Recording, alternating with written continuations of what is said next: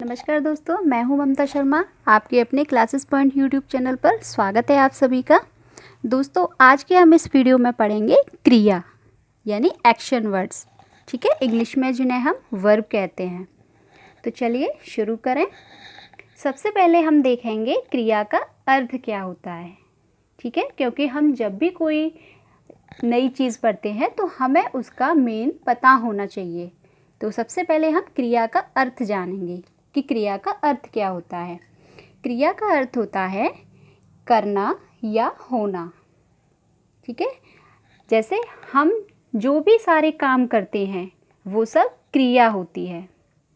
अब आप ही सोचिए, हम सुबह से शाम तक कितने सारे काम करते हैं, जैसे सोना, खाना, पीना, बैठना, नहाना, दौड़ना, है ना। बहुत सारे काम करते हैं।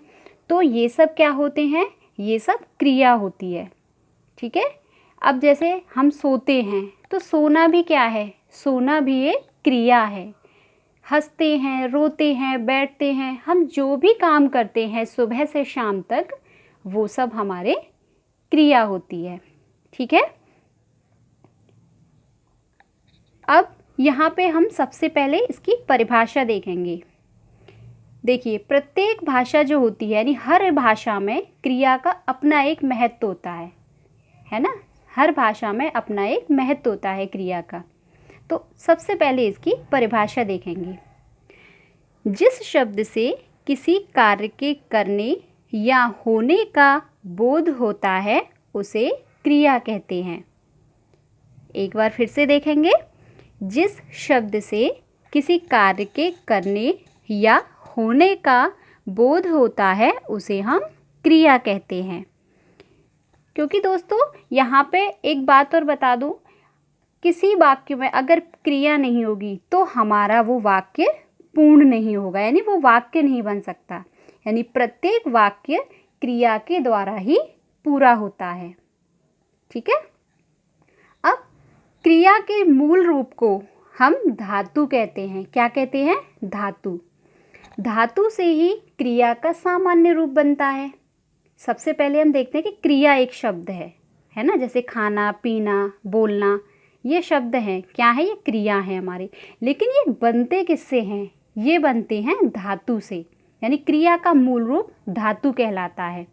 जैसे उठ धातु। ठीक है, तो क्रिया का रूप क्या बन गया इसका? उठना। पढ़ धातु, तो क्रिया का रूप क्या बन गया? पढ़ना। खा धातु है, तो क्रिया का रूप क्या बन गया? खाना। ठीक है, तो अब हम इसमें हम कुछ विशेष बातें देखेंगे।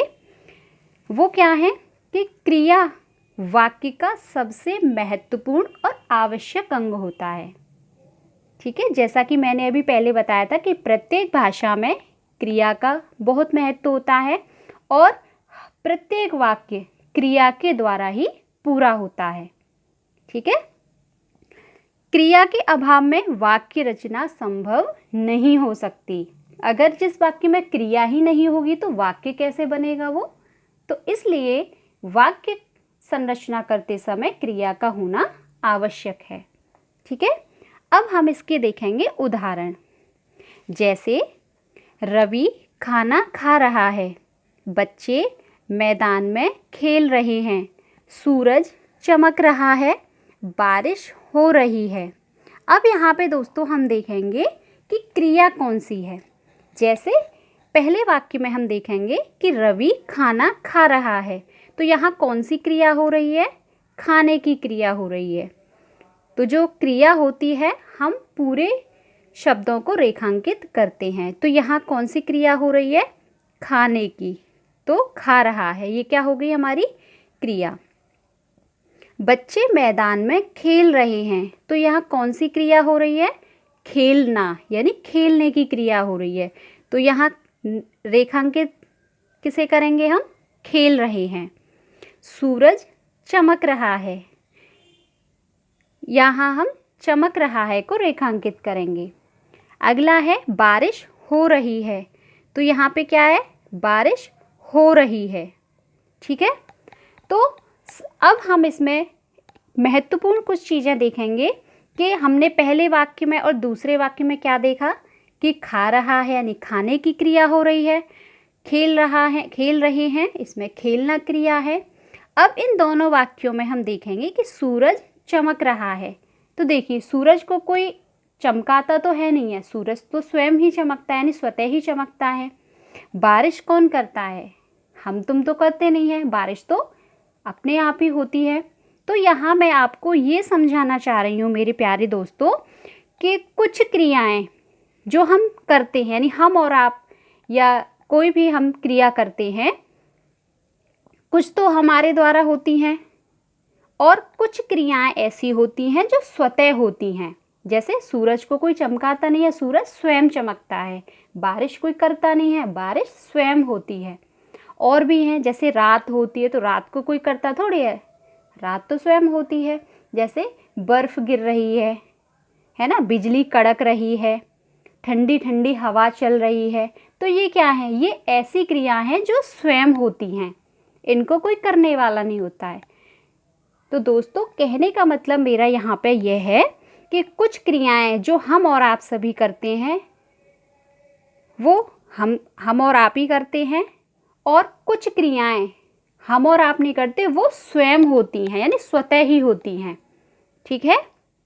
तो दोस्तों, यहाँ पे आपको समझ में आ रहा होगा, लेकिन फिर भी हम इसे और भी विस्तार से पढ़ने के लिए इसका क्रिया का यानी अभ्यास भी करेंगे। देखिए, जैसे सीमा नाच रही है, तो यहाँ पे आप बताइए क्रिया कौन सी है? बताइए। यहाँ पे क्रिया है नाच रही है, तो कौन सी क्रिया है यहाँ पे? कौन सी क्रिया हो रही है यहाँ पे? नाचना। ठीक है। अब पिताजी सेब खा रहे हैं, तो यहाँ कौन सी क्रिया हो रही है? खा रहे हैं, तो कौन सी क्रिया हो रही है? खाना यानी खाने की। मछलियाँ तैर रही हैं, तो यहाँ कौन सी क्रिया हो रही है? बताइए। तैर रही है, तो यहाँ पे कौन सी क्रिया है? तैरना। किसान खेत जोत रहा है, तो क्रिया कौन सी हो रही है? जोतने की। तो जोतना क्या है? क्रिया है। क्रिया कौन सी हो गई इसमें? जोतना। तो कहने का मतलब ये है दोस्तों, यहाँ पे जो हम कार्य करते हैं, जो कार्य किया जाता है, वो क्रिया कहलाता है। ठीक है? तो यहाँ पे हम इसकी परिभाषा एक बार फिर से देखेंगे रिवाइज करने के लिए। जिस शब्द से किसी कार्य के करने या होने का बोध होता है उसे क्रिया कहते हैं। ठीक है? तो दोस्तों, मैं यहाँ पे उम्मीद करती हूँ आपको क्रिया की परिभाषा और क्रिया के कुछ उदाहरण आपको अच्छे से समझ में आ गए होंगे। अब हम यहाँ पर अगली वीडियो में आपको समझाएंगे कि क्रिया के भेद क्या होते हैं। क्रिया के 2 भेद होते हैं और इन दोनों भेदों को हम बहुत ही विस्तार से पढ़ेंगे और उदाहरण के साथ पढ़ेंगे आसानी से। तो दोस्तों, आपको मेरी ये वीडियो पसंद आई हो तो प्लीज़ इसे लाइक, शेयर और सब्सक्राइब ज़रूर कीजिए। और हम अगली वीडियो में लेके आ रहे हैं आपको क्रिया का अगला भाग, यानी ये भाग 1 और अगला होगा भाग 2, जिसमें हम क्रिया के भेद पढ़ेंगे विस्तार पूर्वक। ठीक है? तब तक आप मेरे चैनल को सब्सक्राइब कर दीजिए ताकि हम आपको जो भी मैं वीडियो अपलोड करूं आपको नोटिफिकेशन तुरंत मिल जाए। मैं यहाँ पे उम्मीद करती हूँ कि आपको समझाने में मैं काफ़ी हद तक सफल हो पाई हूँ। मिलते हैं हम अगली वीडियो में, तब तक के लिए आप सुरक्षित रहिए, खुश रहिए।